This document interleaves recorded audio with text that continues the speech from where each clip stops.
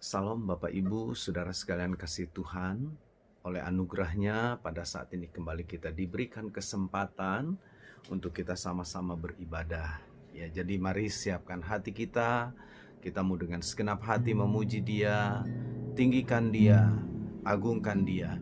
Biarlah saat ini seluruh hidup kita hanya bagi Tuhan. Mari kita berdoa. Bapa di surga, terima kasih buat saat ini. Oleh anugerah dan kemurahan-Mu kami ada saat ini. Terima kasih buat waktu yang Tuhan berikan untuk kami memuji meninggikan nama-Mu. Hadirlah dalam ibadah kami. Di setiap tempat, setiap pribadi yang mengikuti ibadah ini, biarlah Tuhan melawat kami. Kuasa-Mu melanda kami, kuasa-Mu Tuhan mengurapi kami, dan mujizat-Mu terjadi atas kami malam ini. Terima kasih Bapa, terima kasih Yesus. Terpujilah nama-Mu di dalam nama Yesus. Haleluya, haleluya. Amin, amin. Mari katakan mulia. Mulia. Sembah Raja mulia. Bagi Yesus hormat dan kuasa.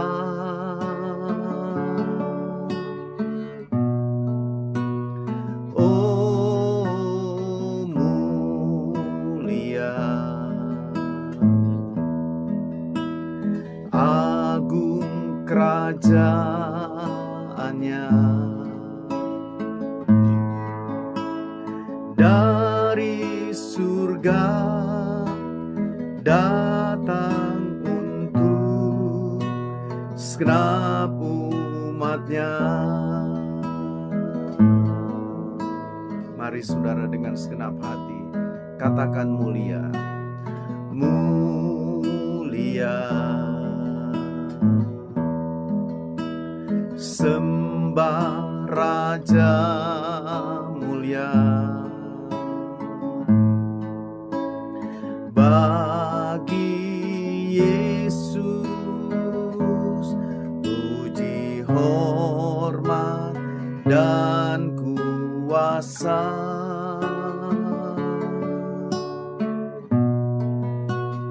Oh mulia, agung kerajaannya, dari surga datang untuk segenap umatnya.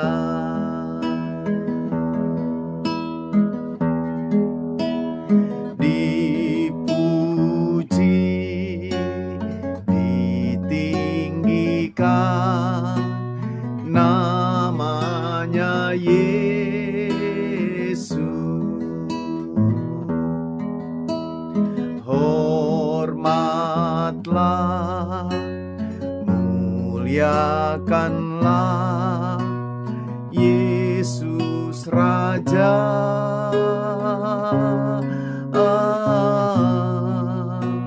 Oh mulia, sembah Raja mulia. Dia telah mati, dibangkitkan jadi Raja. Oh mulia, sembah Raja mulia. Bagi Yesus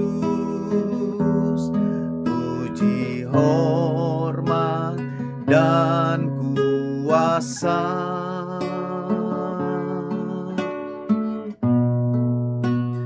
Oh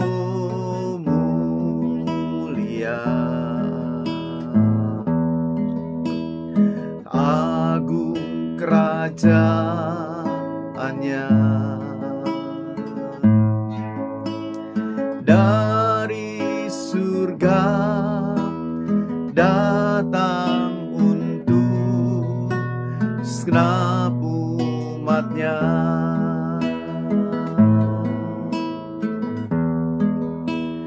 Dipuji, ditinggikan namanya Yesus. Hormatlah, muliakanlah Yesus Raja. Oh, mulia. Sembah Raja mulia.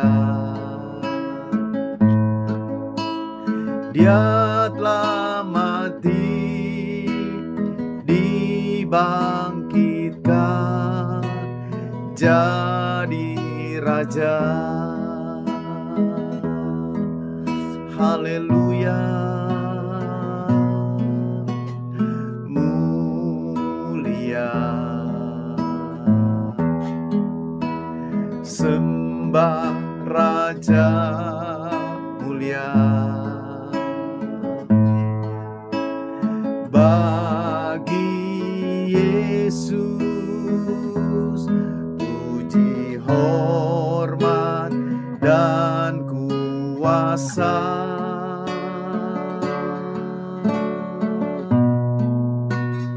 Oh, mulia. Agung kerajaannya,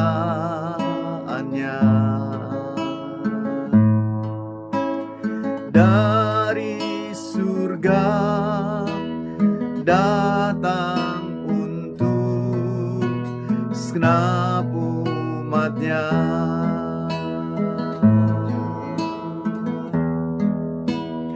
Dipuji, ditinggikan namanya Yesus.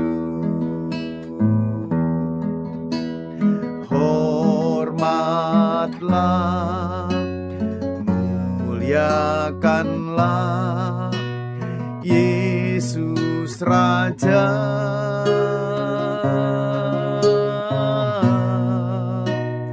Oh, mulia. Sembah Raja mulia. Dia telah mati, dibangkitkan jadi Raja.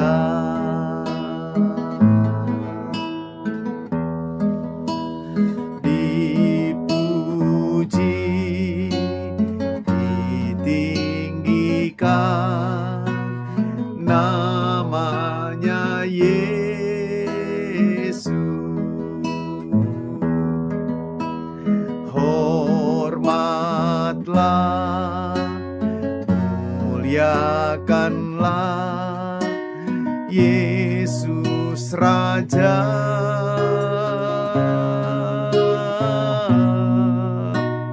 Oh, mulia. Sembah Raja mulia. Dia telah mati, dibangkitkan jadi Raja.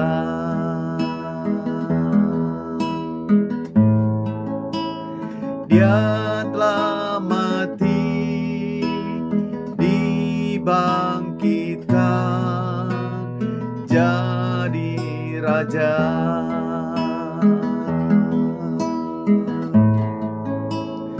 Dia telah mati, dibangkitkan menjadi raja. Haleluya, haleluya, haleluya, haleluya Yesus, haleluya, haleluya, haleluya, haleluya, haleluya, haleluya, haleluya, Yesus Tuhan, Jesus, Jesus, haleluya, haleluya, haleluya, haleluya, haleluya, haleluya.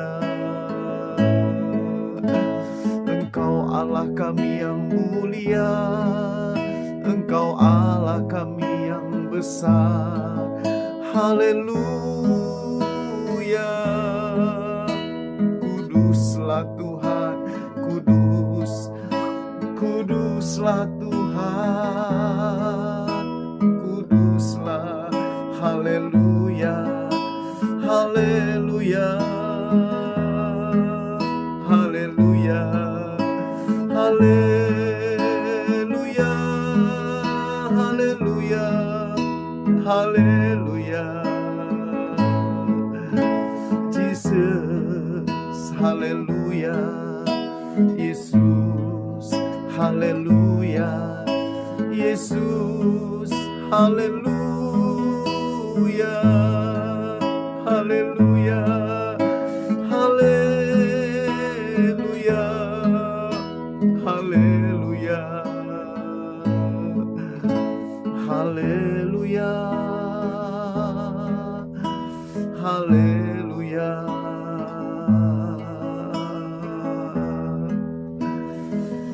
haleluya. Ku beri kemuliaan dan hormat, ku angkat suara pujian, ku agungkan namamu, ku beri kemuliaan dan hormat, ku angkat suara pujian, ku agungkan namamu, sebab kau besar, perbuatanmu ajaib, tiada seperti Engkau, tiada seperti Engkau, sebab kau besar, perbuatanmu ajaib, tiada seperti Engkau, tiada seperti Engkau.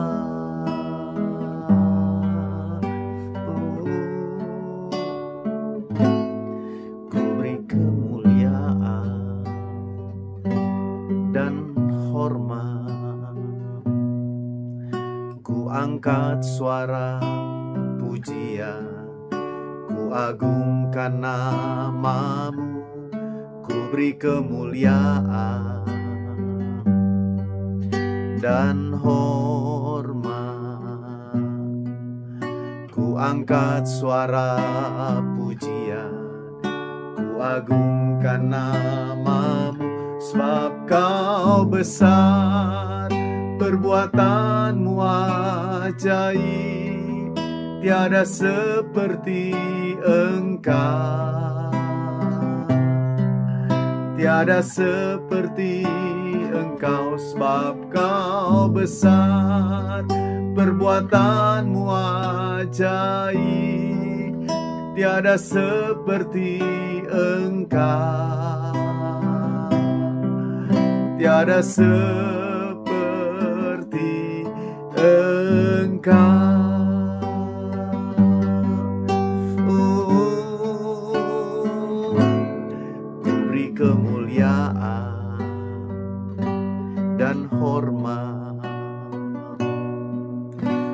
angkat suara pujian, ku agungkan namamu, ku beri kemuliaan dan hormat. Ku angkat suara pujian, ku agungkan namamu, sebab kau besar, perbuatanmu ajaib, tiada seperti Engkau, tiada seperti Engkau, sebab kau besar, perbuatanmu ajaib, tiada seperti Engkau, tiada seperti Engkau, sebab kau besar, perbuatanmu ajaib, tiada seperti Engkau, tiada seperti Engkau, sebab kau besar, perbuatanmu ajaib, tiada seperti Engkau,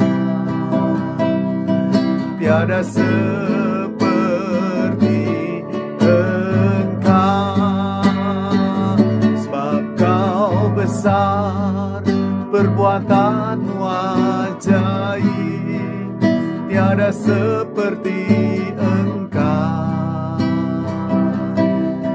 tiada seperti Engkau, sebab kau besar, perbuatanmu ajaib, tiada seperti Engkau, tiada seperti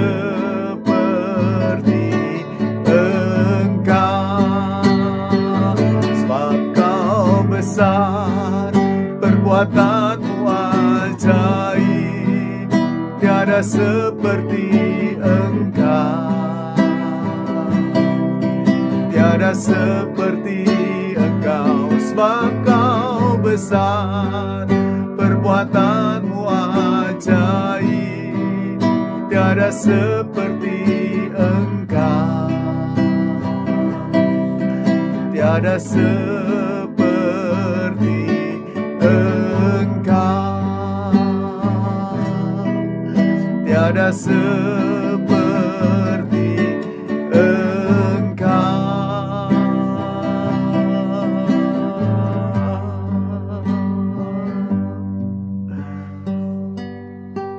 Benar Tuhan, sungguh tidak ada yang sama seperti Engkau. Kasih-Mu begitu luar biasa, perhatian-Mu begitu luar biasa, pemeliharaan-Mu begitu ajaib yang kami rasa dalam hidup ini.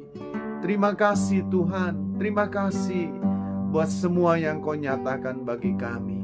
Terima kasih Bapa, kami mau dengar firman-Mu sekarang. Mari Tuhan berbicara kepada kami, biarlah Tuhan mengajar kami malam ini, apa yang harus kami lakukan sebagai umat-Mu. Roh Kudus, urapi kami, tolong kami, supaya kami mengerti apa yang menjadi kehendak-Mu. Dan biarlah kekuatan-Mu memampukan kami menjadi pelaku-pelaku firman-Mu ya Tuhan. Terima kasih Bapa, tolong hamba-Mu untuk dapat menyampaikannya, menguraikannya dengan baik seperti yang Kau kehendaki. Nama-Mu Yesus yang ditinggikan, nama-Mu Yesus yang diagungkan. Terima kasih Bapa, kami siap dengar firman-Mu pada saat ini. Di dalam nama Tuhan Yesus Kristus. Haleluya, haleluya. Amin, amin, amin. Ya.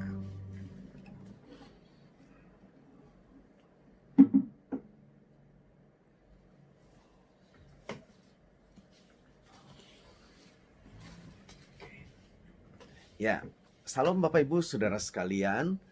Kembali kita akan sama-sama belajar kebenaran firman pada saat ini. Nah, saudara-saudara, ada satu hal yang saya ingin agar kita sama-sama untuk belajar. Saudara-saudara, saya ingin sampaikan kebenaran firman ini dan saya ingin menyampaikannya dengan sebuah tema. Temanya saya beri di sini, tetap melakukan sekalipun begitu. Jadi sekalipun apa? Nanti kita akan coba lihat ya. Jadi kita tetap melakukan firman sekalipun ya ada hal-hal yang mungkin tidak masuk akal. Nah, saudara-saudara, hal yang seperti ini bisa kita temui, bisa kita jumpai di dalam Alkitab. Ada kisah-kisah, ada peristiwa-peristiwa, saudara, yang jelas menunjukkan kepada kita bagaimana umat Allah itu sekalipun berada dalam kondisi tertentu, saudara-saudara, itu tidak membuat mereka dikuasai oleh kondisi itu, dibelenggu oleh kondisi itu, sehingga mereka tidak melakukan apa yang harus mereka lakukan. Nah, saya berharap kita akan coba belajar akan hal ini. Saudara-saudara, paling tidak ada 4 hal yang ingin saya sampaikan. Yang pertama, saudara, kita akan bicara tentang kasih. Saudara-saudara, kita sering mendengar ada kasih yang disebut dengan kasih agape. Saya yakin saudara tahu ini, saudara mungkin pernah dengar akan hal ini. Saudara, kasih agape adalah kasih yang sering kali diterjemahkan supaya mudah diartikannya itu kasih yang sekalipun. Kasih yang sekalipun, meskipun begitu. Ya. Jadi saudara-saudara, ketika kita bicara tentang kasih, Alkitab mengajarkan kepada kita ada hukum kasih. Yang pertama, hukum kasih itu berkata, kasihilah Tuhan Allahmu dengan segenap hatimu, dengan segenap jiwamu, dengan segenap akal budimu, dengan segenap kekuatanmu. Itu hukum yang pertama dan yang utama. Lalu saudara, ada hukum yang kedua, yang Yesus katakan, kasihilah sesamamu manusia seperti dirimu sendiri. Nah, saudara-saudara, ketika kita bicara tentang kasih kepada Allah, tentu agape inilah, saudara, yang dimaksudkan oleh Tuhan. Artinya begini, saudara. Kita mau mengasihi Tuhan dengan segenap hati kita, dengan segenap pikiran kita, dengan segenap jiwa dan kekuatan kita.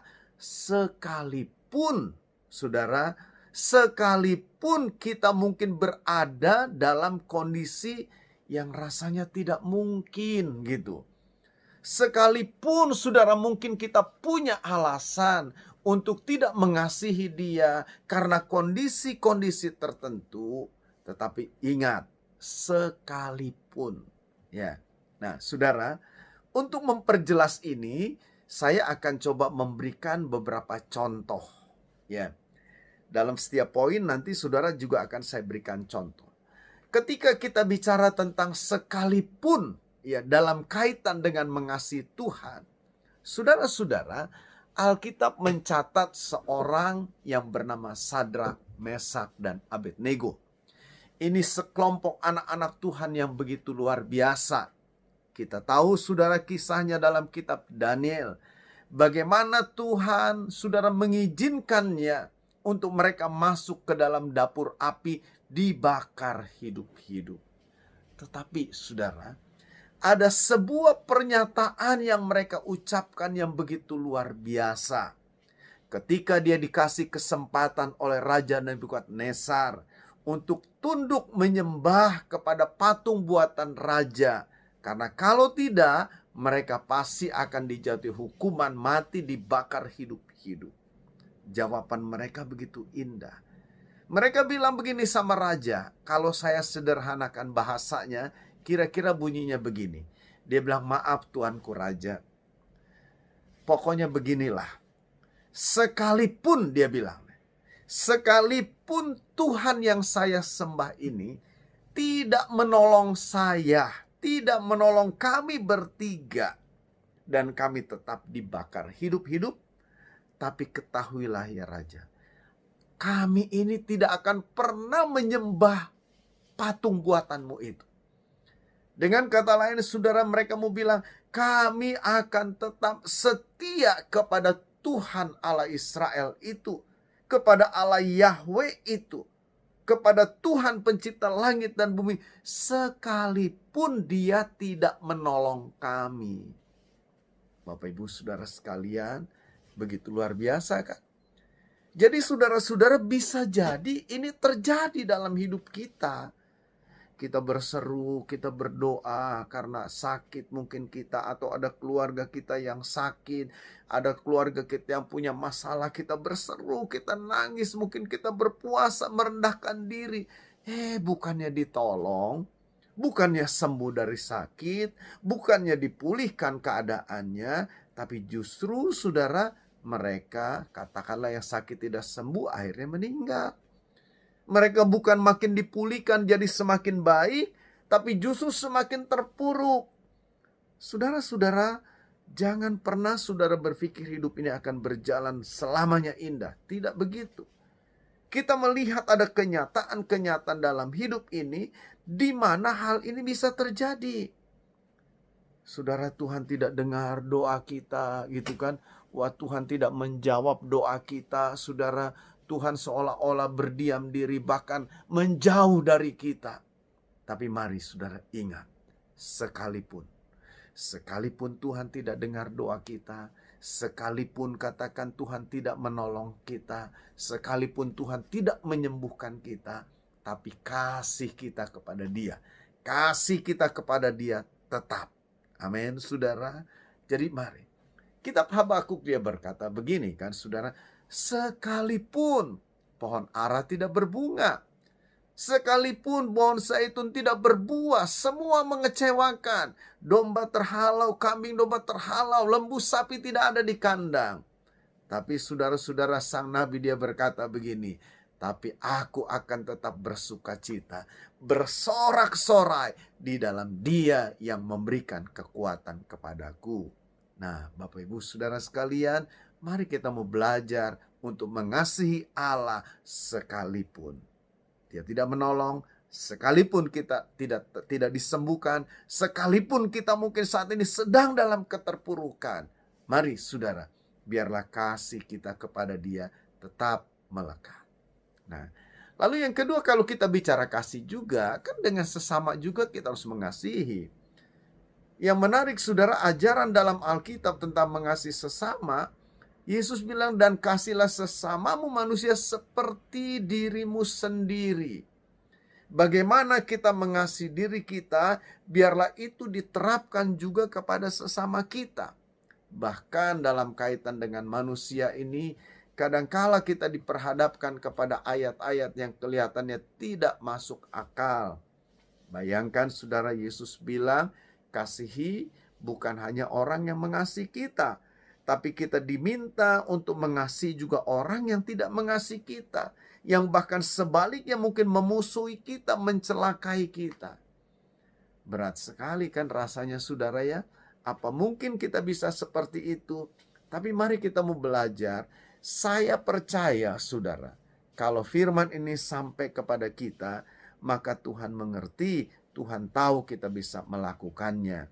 Jadi mari belajar saudara. Mungkin saudara disakiti oleh orang, dikecewakan oleh orang. Saudara ingat, Tuhan tidak pernah memberikan hak kepada kita untuk membalas. Sebab Alkitab bilang pembalasan itu adalah haknya Tuhan. Ya.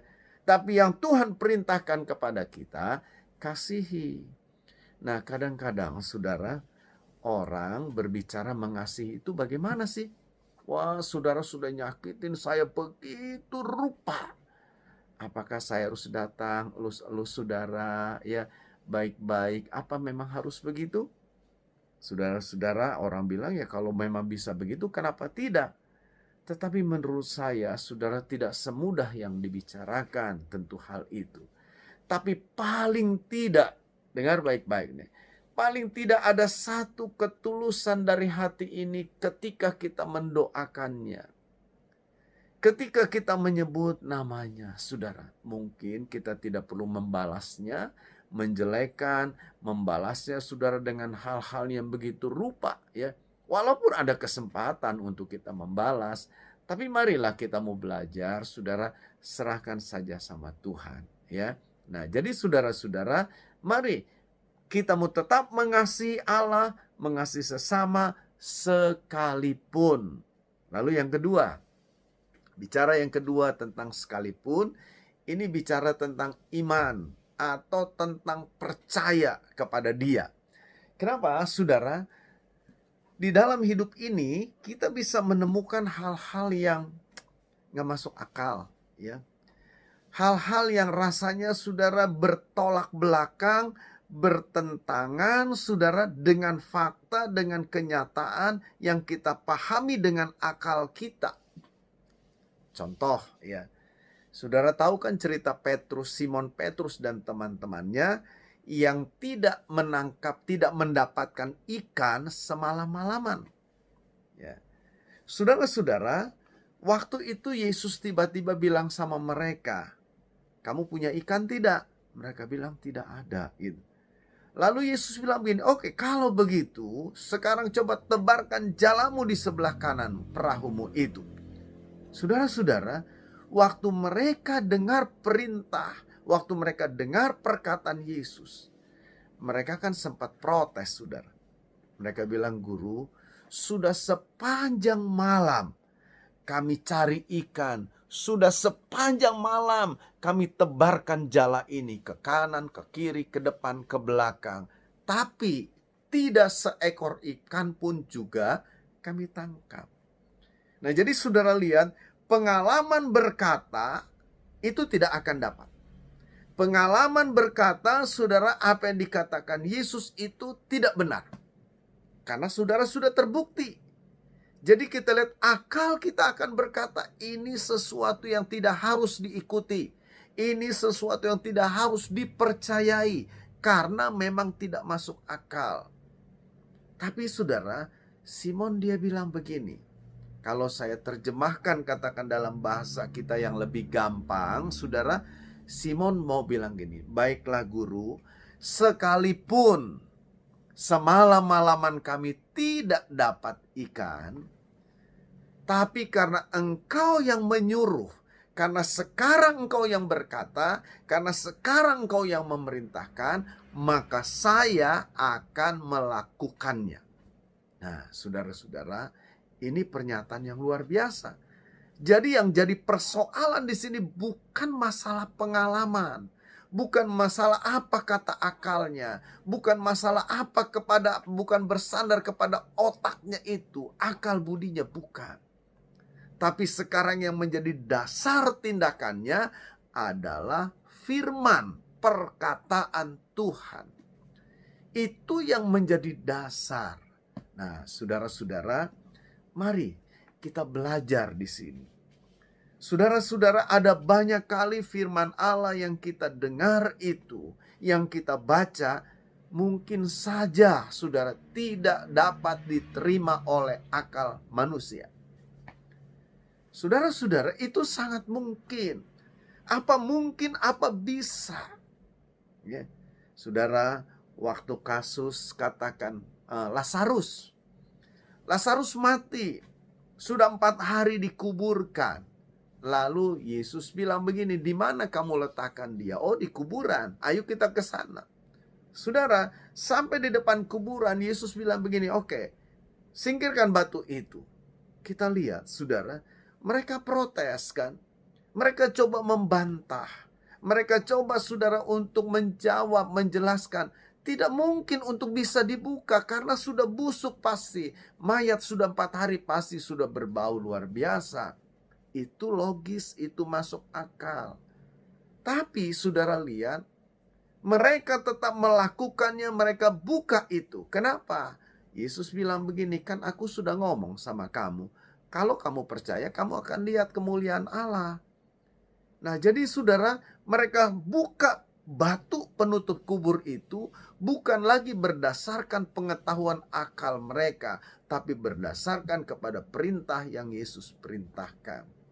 Inilah tindakan iman. Inilah saudara perbuatan iman. Nah, jadi saudara, ketika kita berkata saya beriman, saya percaya kepada Tuhan, maka kita akan menjadi pribadi-pribadi pelaku firman. Sekalipun mungkin kita berkata firman itu berat, mungkin kita berkata aduh firman ini tidak mungkin, rasanya tidak masuk akal. Tapi karena ini adalah firman, maka saya akan tetap melakukannya. Ya, jadi saudara-saudara, orang yang seperti ini orang yang akan mengalami mujizat Allah yang luar biasa. Ini saya yakin adalah orang-orang yang luar biasa, hidup saudara dengan pengalaman-pengalaman yang besar bersama-sama dengan Tuhan. Sebab mereka bertindak bukan lagi berdasarkan akalnya, bukan lagi berdasarkan perasaannya, tapi berdasarkan kepada firman Allah, perkataan Allah. Saudara, dengar baik-baik. Akal kita ini bisa salah, perasaan kita bisa salah, tapi firman Allah tidak mungkin salah. Ya, jadi saudara, mari kita mau bertindak, kita mau berbuat, kita mau melakukannya, bukan berdasarkan kekuatan kita, kepintaran kita, akal kita, tapi kita mau bertindak, berbuat berdasarkan kebenaran firman, sekalipun itu tidak masuk akal. Yang ketiga, saudara, sekalipun yang ketiga, kita coba belajar Alkitab menjelaskan dalam hal memberi. Nah, saudara-saudara, ini menarik, ya. Ketika kita bicara memberi, umumnya kan saudara, orang bilang gini, ya saya memberi kalau saya ada, untuk saya cukup, ya kalau ada lebih saya memberi. Saudara-saudara, itu pandangan umum. Bahkan Alkitab kan bilang begini, terlebih berkat memberi daripada menerima. Saudara-saudara, ini pernyataan Alkitab yang kadang-kadang saudara, apa benar itu logis? Bukankah secara umum kita akan berkata, lebih enak dong saya menerima. Kalau saya menerima, yang ada pada saya akan bertambah. Tapi kalau saya memberi, yang ada pada saya akan berkurang. Bukankah begitu, saudara? Itu kan di atas kertas secara hitung-hitungan matematika pasti begitu. Saya punya, katakan jeruk ada 5. Saya beri sama saudara 1, maka pada saya sekarang sisa 4. Berkurang yang tadinya 5 itu. Tapi kalau saya punya 5, lalu saya terima dari saudara 1, maka saya akan bertambah. Tadinya 5, jadi 6. Saudara-saudara, itu logika matematikanya begitu. Dan ketika saya lihat punya saya banyak, aduh saya senang. Tapi ketika saya lihat punya saya berkurang, aduh rasanya kok jadi kurang ya. Saudara-saudara, ini kan pikiran kita. Ini pikiran manusia, perasaan manusia yang berpikir seperti itu. Nah, saudara, lalu lagi begini kan, ketika kita bicara memberi, saudara, aduh orang sering bilang gini, jangankan untuk memberi, untuk diri saya sendiri saja kurang kok. Bukankah kita sering dengar begitu? Saudara-saudara, umpama ya, kebutuhan saya membutuhkan untuk biaya hidup 1 bulan, sebutlah umpama 1 juta. Nah, saudara-saudara, sementara itu uang yang ada pada saya untuk 1 bulan ke depan mungkin kurang dari 1 juta. Berarti kan dalam hitung-hitungan saya kurang dong saya. Tidak akan cukup karena kebutuhannya 1 juta, tapi uang yang ada kurang dari 1 juta. Kalau begitu bagaimana saya bisa memberi? Sebutlah andai kata uang hanya ada 800 ribu, masih kurang tuh 200 ribu. Kalau nanti saya beri lagi sebutlah 100 ribu, berkurang lagi jadi 700 ribu, semakin kurang. Saudara-saudara, ini adalah pemikiran-pemikiran akal kita. Ini adalah saudara pemikiran-pemikiran manusia kita. Tapi saya mau katakan, Alkitab memberi contoh kepada kita. Saya sebutkan. Yang pertama, kita belajar dari ibu janda yang memberikan persembahan seluruh hidupnya. Nilainya kecil, saudara. Tapi saudara, Alkitab bilang itu seluruh yang ada padanya. Sampai Tuhan Yesus bilang pemberian itu besar, lebih besar dibandingkan pemberian orang-orang kaya itu. Kenapa begitu, saudara? Karena memang yang dia berikan itu semua yang ada padanya.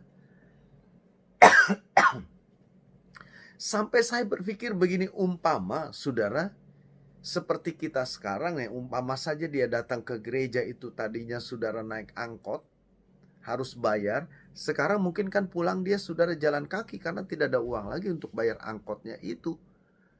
Saudara-saudara, nggak logis rasanya kalau kita harus memberi lagi sementara saudara kita sendiri kurang. Saya kira akan sangat masuk akal jika saudara kita berkata, aduh maaf ya, saya nggak bisa beri karena saya sendiri juga dalam kekurangan. Saya kira saudara, orang akan maklum seperti itu, ya. Bahkan orang kadang-kala ekstrim bilang begini, Tuhan itu masa keterlaluan sekali sih gitu kan.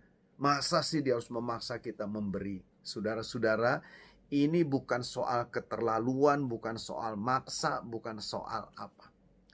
Tapi saya ingin belajar untuk kita coba melakukan sesuatu bagi Tuhan sekalipun. Kalau saya banyak uang, sebutlah saya punya uang 10 juta, saya kasih 100.000, tidak ada masalah. Betul kan saudara? Tidak ada perasaan rasa bagaimana gitu. Tapi andai kata saya hanya punya uang 1 juta dan saya berikan katakan 1 juta. Saudara-saudara, mungkin ini akan menimbulkan perasaan atau sesuatu yang dipertimbangkan sangat mengganggu. Nah, jadi saudara-saudara lihat. Kalau kita lihat yang kedua juga contohnya gini, jemaat di Makedonia. Jemaat Makedonia itu adalah jemaat Filipi, saudara.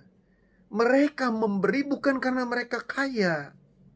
Mereka memberi bukan dari kelebihan mereka, mereka memberi bukan dari kelimpahan mereka, tapi justru dalam keadaan kekurangan, justru dalam keadaan saudara di mana mereka sendiri kurang dan membutuhkan. Saudara-saudara, Alkitab sendiri bilang mereka itu berlomba seolah-olah mereka itu tetap mau mengambil bagian memberikan persembahannya.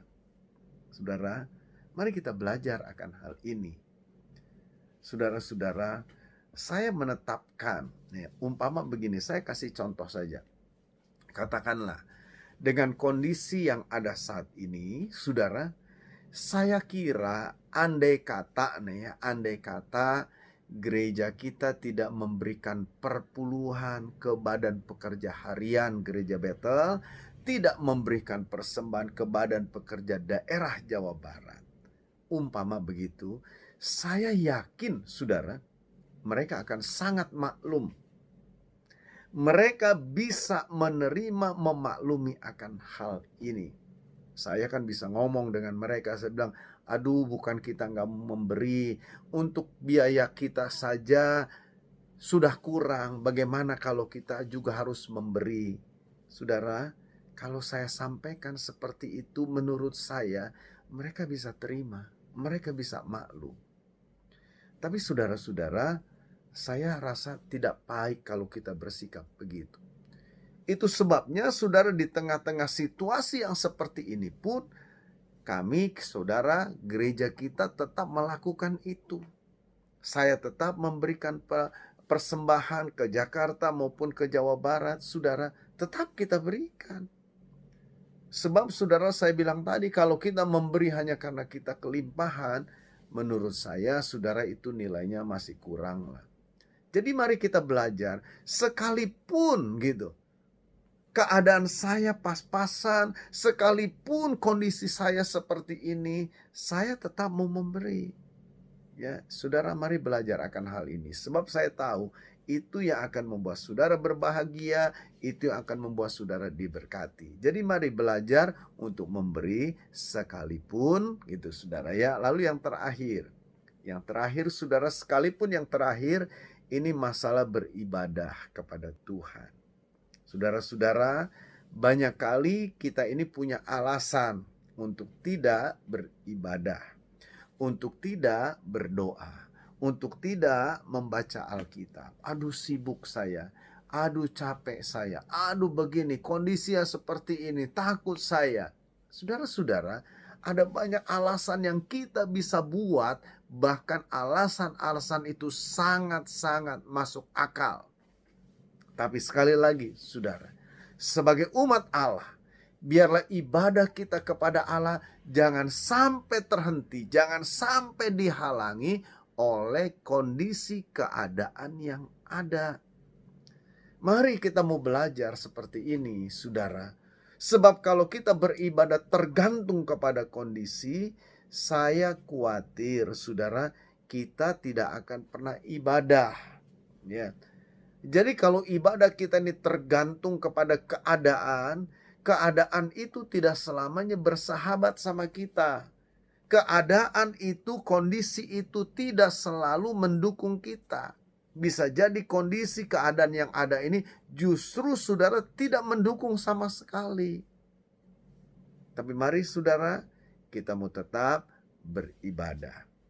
Musa dia berkata kepada umat Israel, kalau kamu itu dengan sungguh-sungguh beribadah kepada Tuhan, dengan segenap hati kamu sungguh-sungguh mencari Dia, beribadah kepada Dia, saudara-saudara, Tuhan bilang maka Tuhan akan memberkati rotimu, airmu, bakulmu, semua akan diberkati oleh Tuhan. Contoh yang sangat jelas, saudara, yang bisa kita lihat. Pertama, Daniel. Sekalipun ada ancaman, sekalipun saudara ada ancaman hukuman yang mengerikan, Daniel tidak pernah menghentikan ibadahnya kepada Tuhan. Sehari 3 kali dia tetap mengarahkan wajah ke Yerusalem, menaikkan doa penyembahan kepada Tuhan, tidak pernah terhenti sekalipun ada ancaman. Saudara-saudara, itu Daniel. Dan kita lihat saudara, kalau saudara baca kitab Yosua pasal yang terakhir, apa yang Yosua katakan? Silakan kalian pilih pada hari ini. Mau kemana? Pada siapa kalian mau beribadah? Mau kepada Allah-Allah orang Kanaan di sini? Silahkan katanya. Tapi Yosua bilang begini, tapi aku beserta dengan seluruh keluargaku, aku akan beribadah. Kami akan beribadah kepada Tuhan. Saudara-saudara, bukankah ada banyak orang tidak beribadah hanya karena terpengaruh oleh temannya? Oh, dia juga tidak ibadah, berarti saya juga tidak ibadah. Oh, dia juga bukti tidak baca firman, berarti saya juga tidak baca firman. Saudara-saudara, mari belajar.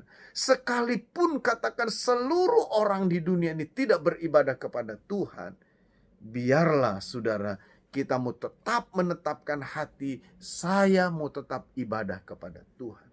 Sekalipun mungkin seluruh orang-orang Kristen katakan tidak membaca Alkitab, tidak berdoa, mari tetapkan hati kita, aku akan tetap berdoa, aku akan tetap membaca firman-Mu. Jadi saudara-saudara, mari jadikan ibadah ini sesuatu yang utama dalam hidup kita, sekalipun kondisi keadaannya tidak mendukung semua. Tuhan Yesus berkati kita semua. Mari kita berdoa. Bapa di surga, terima kasih buat kebenaran firman yang kami dengar pada saat ini. Biarlah ini memberkati kami, mengubah hidup kami, membaharui hidup kami, untuk kami dapat mengasihi Tuhan sekalipun ada hal-hal yang rasa tidak mungkin. Supaya kami percaya kepadamu, supaya kami dapat bertindak atas dasar kebenaran firman, sekalipun ada hal-hal yang bertolak belakang dengan apa yang kami ketahui dengan akal kami. Tapi tolong kami Tuhan. Tuhan, kami juga ajarkan kepada kami untuk kami tahu memberi, sekalipun keadaan kami mungkin dalam keadaan kekurangan. Tapi kami tahu lewat perbuatan tindakan itu, disitulah kami akan rasakan kuasa dan berkat-Mu. Dan ajarkan juga kepada kami untuk tetap beribadah sekalipun kondisi keadaan tidak berpihak kepada kami. Berkati seluruh umat-Mu yang sudah beribadah bersama malam ini di rumah mereka masing-masing. Turunkanlah anugerah dan berkat-Mu kepada mereka. Hidup pribadi diberkati, istri, suami, anak-anak, orang tua mereka diberkati. Pekerjaan mereka diberkati, sekolah anak-anak mereka diberkati menjadi berhasil semua. Terima kasih Bapa. Terus berkaryalah Tuhan lewat umat-Mu, lewat hidup umat-Mu. Dan biarlah kiranya lewat kehidupan anak-anak-Mu, nama Tuhan dipermuliakan. Bapa, kami berdoa untuk seluruh sidang jemaat-Mu yang lain, yang mungkin malam ini mereka tidak ibadah, mereka yang sudah terhilang. Kami mohon anugerah-Mu Tuhan, kemurahan-Mu panggil mereka, sadarkan mereka Tuhan. Kami berdoa bagi mereka yang sakit, dalam nama Yesus Engkau disembuhkan. Dalam nama Yesus Engkau yang sakit malam ini juga, demi nama Yesus, turun kuasa Tuhan mengangkat sakit penyakit-Mu. Engkau yang berbeban berat, Engkau yang memiliki pergumulan persoalan, malam ini terimalah kelegaan dari Tuhan di dalam nama Tuhan Yesus Kristus. Terima kasih Bapa, terima kasih. Kami berdoa buat umat-Mu, gereja-gereja-Mu, kota kami, dimanapun juga kami berada, bahkan bangsa kami ini, dengan segala macam pergumulan yang ada, Tuhan Engkau menolong, Engkau tetap mendukung, Engkau tetap membela. Terima kasih Bapa, terima kasih. Sungguh kami bersyukur buat anugerah-Mu bagi kami. Kami percaya apa yang mungkin tidak terucap oleh mulut kami dalam doa ini, Tuhan yang mengenal hati kami, mengetahui isi hati kami, Tuhan juga yang akan menjawabnya, mengadakannya bagi kami semua. Terima kasih Bapa, terima kasih. Terpujilah nama-Mu di dalam nama Tuhan Yesus Kristus. Haleluya, haleluya. Amin, amin. Nah, Bapak Ibu, saudara sekalian, ibadah kita selesai. Nanti besok hari Sabtu, saudara, ada kebaktian pemuda dan remaja jam 6 sore di gereja. Mari anak-anak remaja, anak-anak muda boleh hadir, saudara, untuk beribadah. Lalu hari Minggu, saudara, ada 2 kali ibadah umum. Ya, yang pertama jam 8 pagi, ibadah umum pertama, dan itu diadakan di gereja. Ya, jadi saudara, diadakan di gereja jam 8 pagi. Saya undang saudara hadir untuk ibadah. Lalu setelah jam 8, jam 9.30 ada ibadah anak-anak sekolah minggu. Dilakukan secara online. Mereka tidak hadir, tapi mereka ibadah di rumah. Dilakukan secara online, saudara, lewat YouTube maupun lewat Facebook. Ya. Lalu saudara, sore hari jam 5. Sore hari jam 5 sore ada ibadah umum yang kedua. Nah, jadi saudara yang mungkin pagi hari tidak bisa datang ibadah di gereja, mari datang pada sore harinya jam 5. Ingat saudara, sekalipun ya, apapun kondisinya, ibadah tetap kita mau lakukan. Ya, jadi saudara, besok hari Minggu ada 2 kali ibadah umum, ada 1 sekolah minggu. Jam 8 pagi ibadah umum pertama, jam 5 sore ibadah umum yang kedua, jam setengah 10 pagi ibadah anak-anak. Ya, jadi saudara saya undang, mari saudara hadir, ikuti ibadah ini dengan setia. Ya, lalu bagi Bapak Ibu yang ingin memberikan persembahan, silakan berikan dengan sukacita.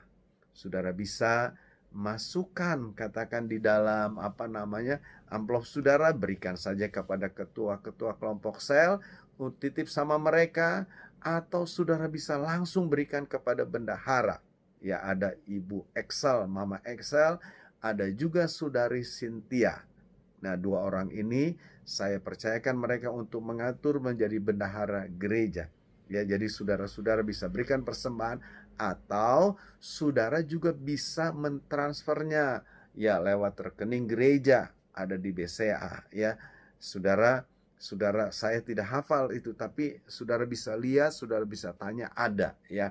Nah, saudara-saudara, ada juga cara memberi persembahan dengan cara men-scan barcode ya. QRIS, saudara, QRIS itu ya, saudara bisa berikan juga. Jadi banyak cara untuk kita bisa memberi ya. Saya berharap biarlah ibadah kita malam ini benar-benar memberkati kita semua. Terima kasih, Tuhan Yesus berkati kita semua. Amin.